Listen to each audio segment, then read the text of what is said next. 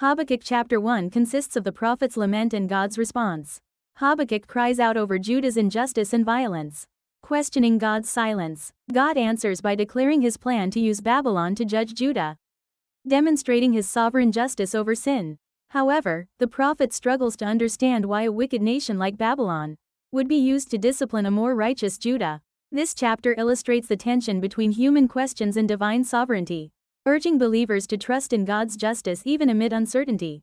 In Habakkuk chapter 2, God responds to Habakkuk's concerns by declaring judgment on Babylon for their arrogance and violence.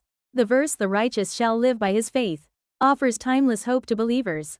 God condemns Babylon's greed and oppression, promising that their self-inflicted destruction is inevitable. This assures that his justice will prevail. God's heart is revealed as one of protection for those who live by faith, emphasizing that all evil will ultimately face his righteous judgment. This chapter encourages believers to stand firm in their faith, trusting in God's plan. Habakkuk chapter 3 is filled with the prophet's prayer, praising God's saving power and faithfulness, reflecting on how God delivered Israel from Egypt and led them to Canaan. Habakkuk affirms that the same power is at work today.